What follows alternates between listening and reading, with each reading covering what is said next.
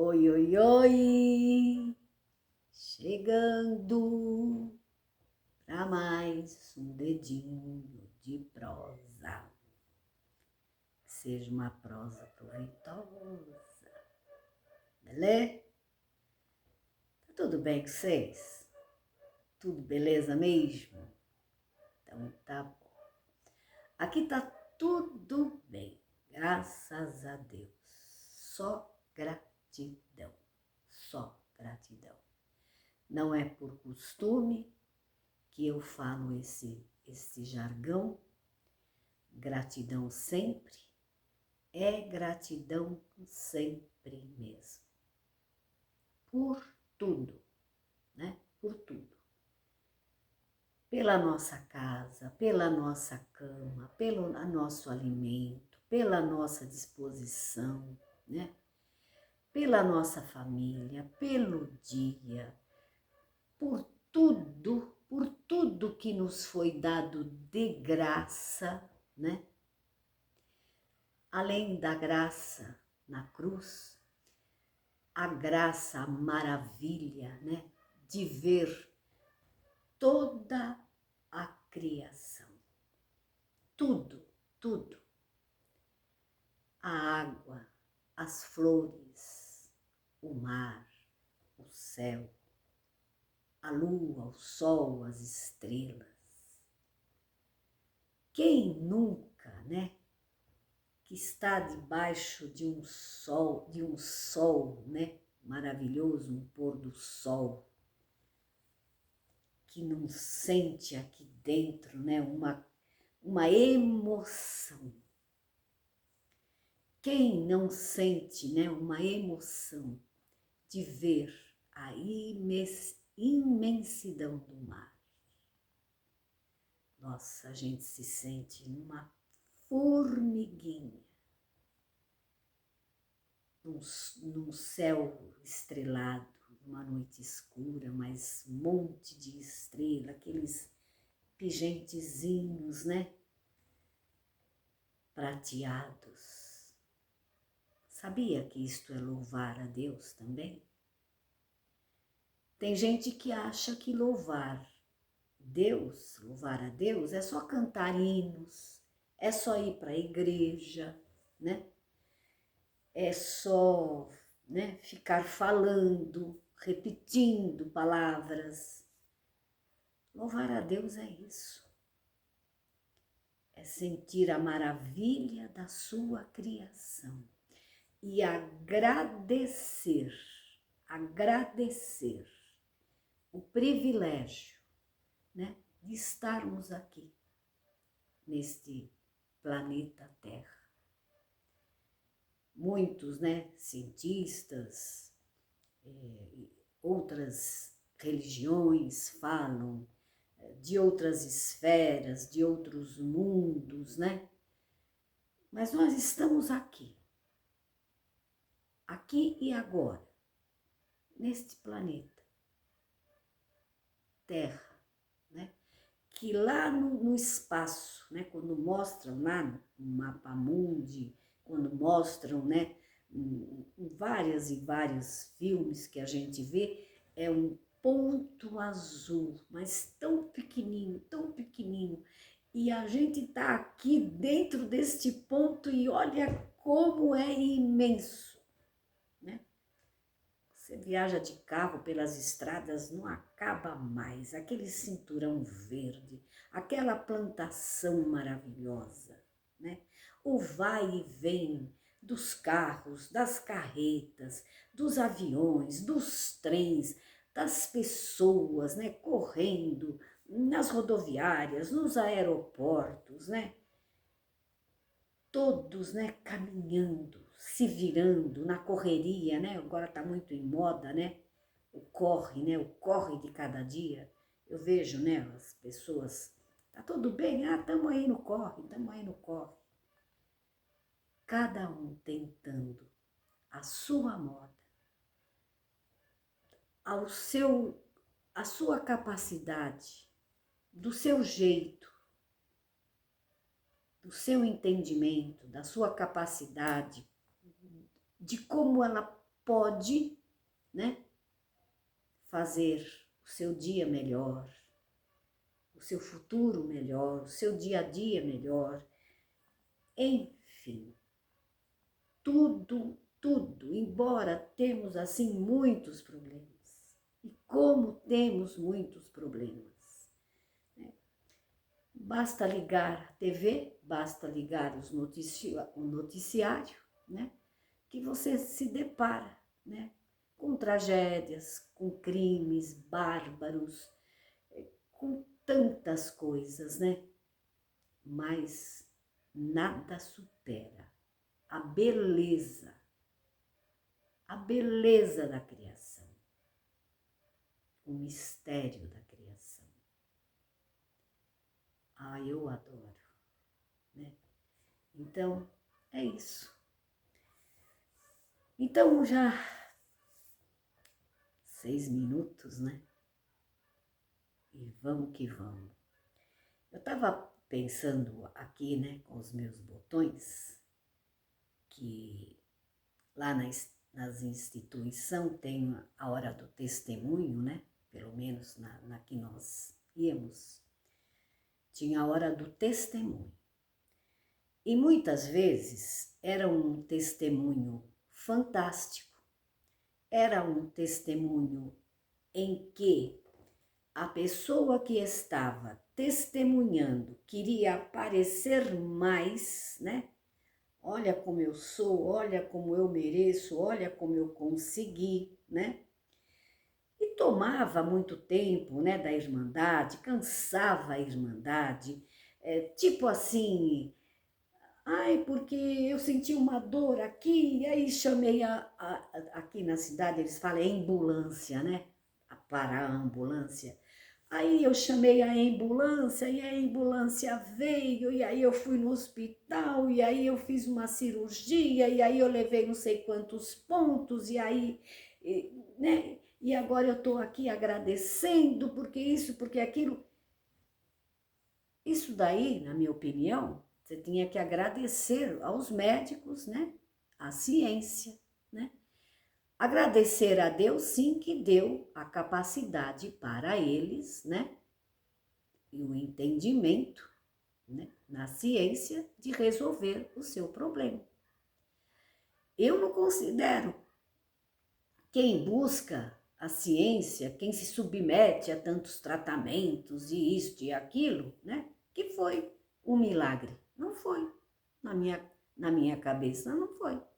Milagre foi um que eu escutei de uma irmã que veio aqui na cidade, morava naqueles interiorzão de Minas, né, sertão de Minas, e uma irmã já com uma certa idade, mais de 60 anos, num lugarejo sem condições nenhuma, sem condições financeiras, de ciência, de assistência nenhuma, e ela lidando ali no seu sítio, ela foi picada por uma cobra.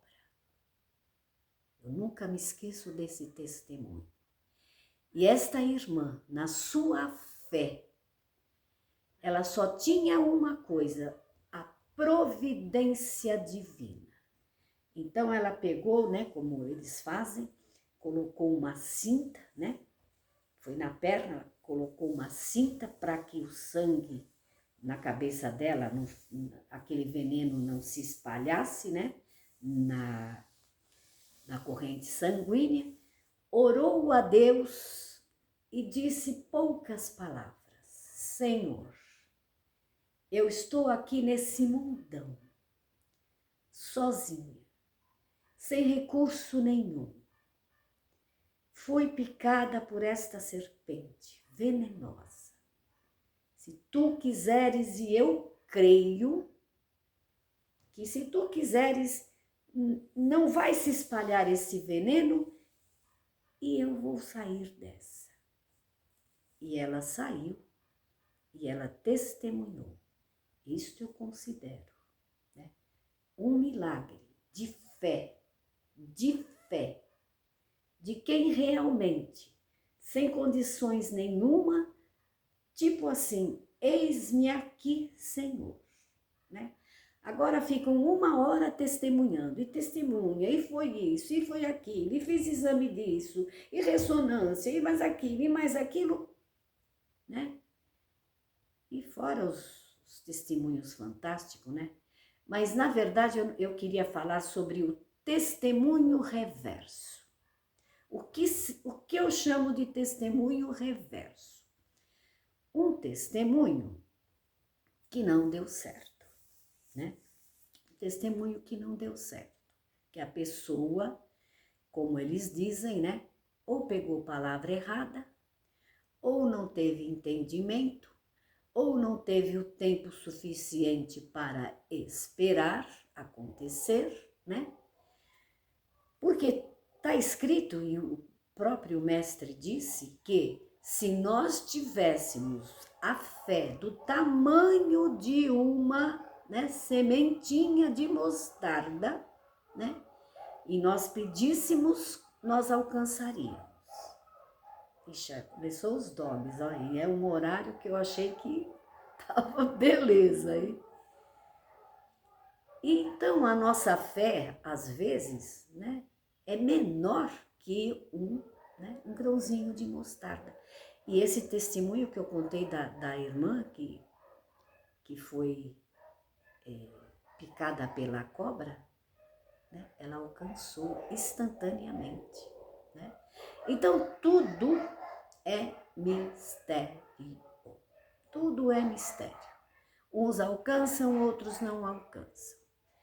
Então, eu estava sobre o testemunho reverso, eu queria falar assim, eu estive, essa pessoa que eu vou contar para vocês, eu tinha 14, 15 anos quando eles se despediram na reunião da mocidade, lá na Vila Maria. Eu tinha 14 anos, eles, por certo, como crente casa cedo, ele acho que era bem mais velho que ela. Mas vamos supor que a irmã tivesse 18, 19 anos, né? E eu assisti, eu estava lá, eu recitava, né? No cultinho de jovens e menores. Naquele tempo chamava de escolinha de jovens e menores. E aí eles testemunharam, iam se casar. E se casaram. E eles tinham eu estou contando mesmo porque foi verdade, né? Eu acompanhei o caso. Eles tinham, depois de muito tempo, eles tinham banca na feira. Naquele tempo que a banca na feira se embrulhava as coisas com jornal, era saquinho de papel, né? Alguém aí é desse tempo? Não tinha plástico, sacola de plástico, aí tinha aqueles carretos que os meninos faziam, ou as próprias pessoas faziam um carrinho de rolemã, né? Aquelas coisas todas. E eles tinham essa barraca de feira. E a barraca era assim. Então, o que aconteceu? Ele, o irmão, enquanto a irmã, né, atendia 3, 4 pessoas, né, embrulhava as coisas e pesava isso e aquilo, ele gostava de ficar batendo papo, né, rindo, né, cara lisa, aqueles irmãos tipo assim, né, e se era irmã, então, mamma mia. E aí o tempo passou, e eu, depois dos meus 14 anos, nunca mais fui para a igreja, né? Minha mãe compreendeu, nem eu, nem a minha irmã, que já foi para a eternidade. Só que assim, minha mãe falou, não vai para a escolinha, mas também não deixou ir para o mundão, não, né? Era rédea curta. Não pode ir aqui, não pode fazer isso, não pode fazer aquilo, não pode fazer aquele outro. E depois, em 97, né, quando eu fiz o concerto, né, concerto eterno com o Senhor, nas águas do Santo Batismo, eu viajava muito, eu congregava muito. Gente, era direto no Paulista, em Campinas, lá no Bonfim, enchia o carro com as irmãs, né? Cada um pagava um pouquinho ou não pagavam nada, e lá íamos nós, sabe, aquela busca, e aquela festa, e vamos congregar aqui, vamos congregar ali, Campinas, Larico, enfim. E aí eu ficava muito na casa de uma tia minha, que também já foi para a eternidade, já faz uns 2 anos. Ela era da Obra da Piedade, uma mulher medrosa, religiosa, sabe? Mas assim, muito prudente, muito medrosa. Ela foi daquelas que confundiu, né, o temor com o tremor.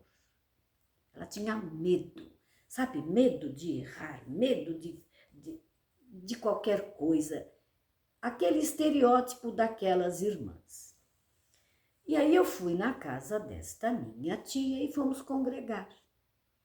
Fomos congregar na Penha.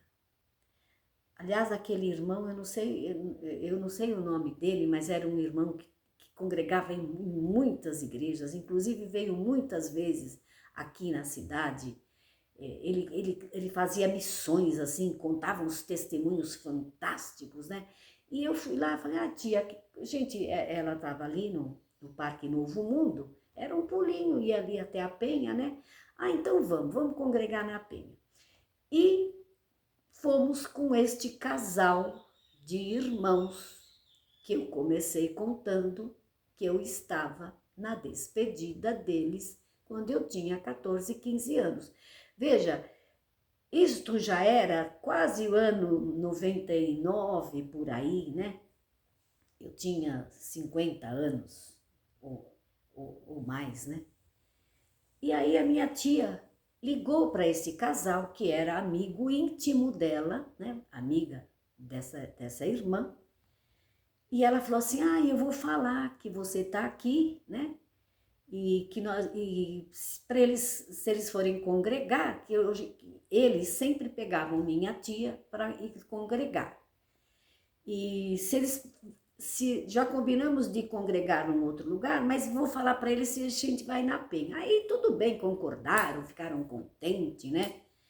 E lembraram de mim, lembraram da minha irmã, lembraram de uma outra tia que era auxiliar de jovens, né? E foi uma festa. E aí ele parou o carro, quem estava dirigindo era uma filha deles, uma nossa irmã também, e aí foi eu e a minha tia, né?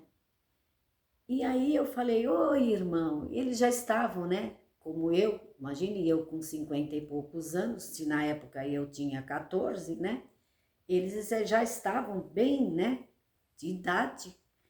Ele, inclusive, assim, bem forte, bem, né, gordão assim, tinha dificuldades, né, para andar, muito enfermo. E aí, nossa, foi uma alegria, né? Eu fiquei muito feliz, né, de ver a irmã e ver o irmão. E lá fomos nós. E aí eu peguei e falei, e aí, irmãos, como é que foi, né? Como é que tá, né? Aí ele, né, tomou a palavra e disse, irmã, eu tô triste, eu nunca imaginei de chegar nessa idade, de estar enfermo, de estar, sabe, eu na verdade vou congregar por congregar, mas eu sou hoje uma pessoa desiludida, eu tô assim muito triste com o Senhor. E a minha tia até me cutucou, né? E aí eu falei, nossa irmão, como assim, né?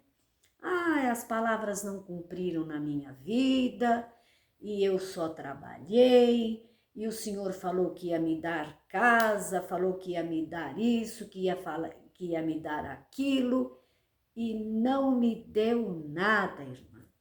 Tô indo nesse carro porque é da minha filha. Minha filha, imagina, é jovem, né? e já tem carro, já estudou, já tem a profissão dela, e eu não tenho nada. Então, sabe por que ele não tinha nada? Porque toda a vida, quem trabalhou muito, quem segurou as pontas foi a irmã. Ainda idosa, né? Magrinha que ela estava, e ele enorme, né? Ainda ela trabalhava, e para o sustento da casa, eles tinham só uma pequena aposentadoria, e eles pagavam aluguel. E eu estou falando da Vila Maria, e quem conhece a região da Vila Maria sabe que a Vila Maria tem Vila Medeiros, Vila Sabrina, Edu Chaves e muitos loteamentos que tinham na época. E muita gente do meu tempo sabe que, inclusive em Guarulhos também, havia muitos loteamentos, anunciavam, né, aquelas casinhas de madeira nas praças, no rádio, né? Compre o seu terreno, eles davam, parece que 1.000 telhas e 1.000 tijolos, que era para a pessoa, né, se enfiar dentro, sair do aluguel. Só que muita gente fez isso, né? Meus pais fizeram isso, muitos irmãos fizeram isso. Um tio meu, que era inclusive esposo e marido dessa minha tia que estava comigo, né? Também fez isso, comprou um terreninho na Vila Medeiros, amassava um barro vermelho, quem daquele tempo não tinha asfalto, era pisar no barro mesmo. A gente ia se segurando assim nas cerquinhas, né? O tempo das galochas, quem trabalhava, que tinha que trabalhar, né? Comprava uma galocha para chegar lá no serviço e não estar com os sapatos todos, né? Cheio de barro. Então foi uma tristeza. Eu vi nascer, né, a cidade de Guarulhos, eu vi nascer a Vila Maria Alta, né, a Vila Maria Alta. Então a turma falava para ele, não, tem um loteamento assim, assim, eu comprei, por que o irmão não compra? Aí ele falava assim, imagina que eu vou amassar barro.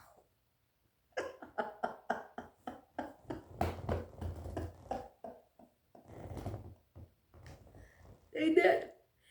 Imagina que eu vou amassar barro. Ele, né, toda a vida morou bem em lugares, né, de asfalto, onde passava ônibus, onde tinha todos os recursos, né? Imagina, que isso? Tipo assim, né? Como vocês estão pensando? E esse meu tio, né? Já fiz até vídeo lá atrás falando dele. Ele trabalhava de peão numa fábrica. Chegou a ser um empresário próspero, comprou aquele terreninho amassando barro, depois foi vendendo, depois foi subindo, depois foi, né? E foi, como eu comecei falando, no corre da vida, na busca, né? E este irmão, né? Já com seus cabelos brancos, enfermo, né? E se queixando que Deus não cumpriu a palavra na vida dele. Entenderam? Aí vão dizer assim, mas ele entendia, ele entendeu a palavra como muita gente entende, que é assim mesmo. Deus vai te dar, Deus vai vir, né? Vai, sei lá, vai tomar alguém e vai vir e vai trazer a chave, né? A chave de uma casa e vai dar para a pessoa. A pessoa não precisa arregaçar as mangas, a pessoa não precisa de suar a tanga para pagar uma prestação de um terreno, para pagar a prestação de um carro. Vai vir tudo assim, mão beijada. Eles trabalhavam? Trabalhavam. Só que eles trabalhavam e ele queria ostentar aquilo que ele não tinha. Eu já vi, sim, aqui na minha cidade, irmãos que ganharam a chave de uma casa, irmãos que ganharam a chave de um carro, mas eram irmãos que realmente não tinham condições nem financeiras e nem com saúde, né, para trabalhar. Era realmente pessoas muito necessitadas. Então, tem gente que acredita assim. Por quê? Porque eles falam, né? Irmão, serve a Deus, que as outras coisas vos serão acrescentadas. E tem gente, né, que acha que realmente é obedecer, né? Eles não perdiam culto, eram aqueles que batiam cartão, né?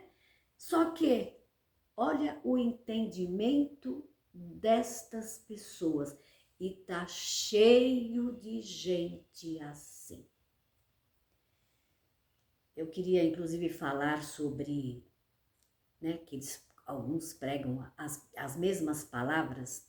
Vocês podem ver também que tem presbítero que é fã de algumas palavras. Então, volta e meia, ele vem e prega aquela palavra, né? Aqui era muito comum aquela palavra do machado, né, que flutuou, né?